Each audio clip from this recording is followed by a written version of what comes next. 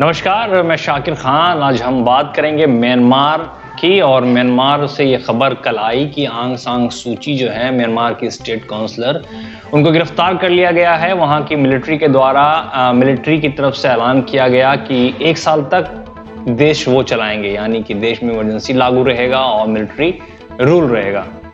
दरअसल पूरा मामला आखिर है क्या और कितनी तेजी से वहां की राजनीतिक तस्वीरों में बदलाव हुआ, इसके बारे में हम आज जानेंगे दोस्तों।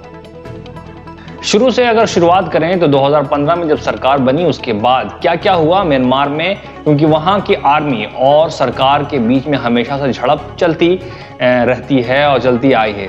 तो साल 2015 में जब लोकतांत्रिक यानी डेमोक्रेटिक तरीके से म्यांमार में चुनाव हुए और आंग सान सू की पार्टी यानी NLD यानी नेशनल लीग फॉर डेमोक्रेसी जो है, उसको 492 में से 392 सीट्स आए, जो एक लैंडस्लाइड विक्ट्री मानी जाती है।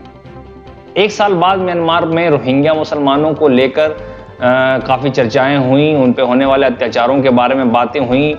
आंग सान सू की पे इल्ज़ाम लगाए गए कि वो उनको peace prize, Nobel peace prize मिलने के बावजूद भी वो शांति से हैं और रोहिंग्या मुसलमानों पे हो रहे बर्बरता अपार, मतलब चरम सीमा पे थी बर्बरता की, उस पर भी कुछ नहीं उन्होंने बोला। तो म्यांमार पर गंबिया जो है एक देश है, अफ्रीकन देश, उसके द्वारा जो है जेनोसाइड का केस भी हुआ इंटरनेशनल कोर्ट ऑफ जस्टिस में। उस पर आंग सान सू की को वहां जाकर अपनी तरफ से दलील भी देनी पड़ी और वो मामला चलता गया। जनवरी 2019 दोस्तों, ये वो साल था जिसमें म्यांमार के अंदर एक नई लड़ाई शुरू हुई। AA यानी अरकान आर्मी और गवर्नमेंट ऑफ म्यांमार के बीच में रखाइन स्टेट के हिस्से को ऑटोनोमस बनाने की मांग को लेकर वहां की गवर्नमेंट और वहां की इंसर्जेंट फोर्स जो है अरकान आर्मी के बीच में काफी जंग होने लगी। इस पर आंग सान सू की ने पिछले दिनों एक नारा दिया कि क्रश द रिबल, यानी कुचल डालो रिबेलियंस को, नारा देकर इंसर्जेंट फोर्सेस को खत्म करने की बात कही। सितंबर 2020 दोस्तों, जब कोरोना महामारी के चंगुल में जब पूरी दुनिया फंसी हुई थी और म्यांमार भी इसके चपेट में आया हुआ था, म्यांमार के कई हिस्सों में लॉकडाउन था, फिर भी ये फैसला लिया गया और किया गया कि इलेक्शन होंगे, जनरल इलेक्शन। जैसे इंडिया में लोकसभा के इलेक्शन होते हैं, वैसे ही वहां डिसाइड किया गया कि जनरल इलेक्शन होंगे।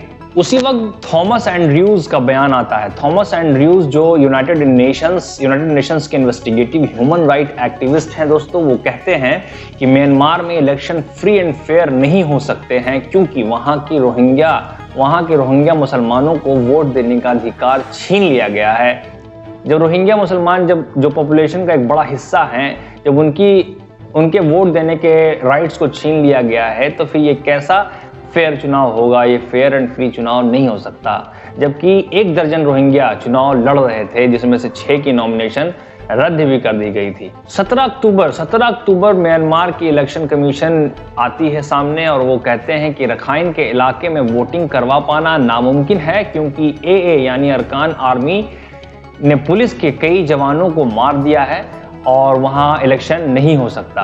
3 नवंबर 2020 को म्यांमार की मिलिट्री के चीफ मिन ऑन्ग हैंग ने ये कहा कि सिविलियन गवर्नमेंट जो है, यानी आंग सान सू की जो गवर्नमेंट है, उन्होंने अनएक्सेप्टेबल मिस्टेक्स किए हैं और उन्होंने डिमांड किया कि इलेक्शन को नए तरीके से और सबको कॉन्फिडेंस में लेकर के इलेक्शन करवाया जाए। इस पर आंग सान सू की ने फेसबुक पर वोटरों से शांति की अपील की और मिलिट्री की बात को नजरअंदाज किया। नवंबर 11 को म्यांमार की अपोजिशन पार्टी सामने आती है। अपोजिशन पार्टी कौन है? USDP यानी यूनियन सॉलिडारिटी डेवलपमेंट पार्टी वहां अपोजिशन पार्टी है। उन्होंने डिमांड किया कि इलेक्शन दोबारा करवाया जाए, क्योंकि ये फ्री एंड फेयर इलेक्शन नहीं था और इस बार आर्मी की मदद ली जाए इलेक्शन में, तभी ये फ्री एंड फेयर इलेक्शन हो पाएगा। जनवरी 26, 2021 को मिलिट्री की तरफ से एक बार फिर प्रेस कॉन्फ्रेंस किया गया, जिसमें ब्रिगेडियर जनरल जॉ मिन तुन, इन्होंने चेतावनी दी कि अगर इलेक्शन को दोबारा वो नहीं करवाते हैं, यानी गवर्नमेंट ऑफ म्यांमार नहीं करवाएंगे या इलेक्शन कमीशन नहीं करवाएंगे, तो वो एक्शन ले सकती है। और उन्होंने डिमांड किया कि इलेक्शन को इस बार फिर से करवाया जाए और मिलिट्री की तरफ से सहयोग लिया जाए।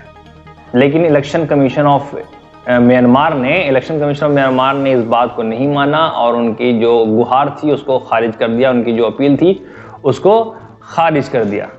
30 जनवरी दोस्तों, 30 जनवरी को म्यांमार की आर्मी का फिर से बयान आया और यांगोन समेत और भी कई शहरों में जो है वो प्रो मिलिट्री डेमोन्स्ट्रेशन यानी मार्चेस निकले और भी चीज़ें देखी गई, जिससे ये अंदाज़ा लगाया जा रहा था कि फिर से जो है तख्ता पलट होने की आशंका है, ऐसा महसूस होने लगा लोगों में और वहाँ की सियासत में काफ़ी हलचलें तेज़ हो गई। और फिर 1 फरवरी 2021 को आंग सान सूची को सवेरे सवेरे अरेस्ट कर लिया गया और उनके साथ साथ वहाँ के प्रेसिडेंट को भी अरेस्ट कर लिया गया और एक तरीके से वहाँ तख्ता पलट कामयाब हो गया और आर्मी का शासन लागू हो गया। अगर आप हमारे इस वीडियो को YouTube पर देख रहे हैं तो हमारे चैनल को सब्सक्राइब करें और अगर Facebook पर देख रहे हैं तो ज़्यादा से ज़्यादा शेयर करें ताकि लोगों तक हमारी बात पहुंच सके।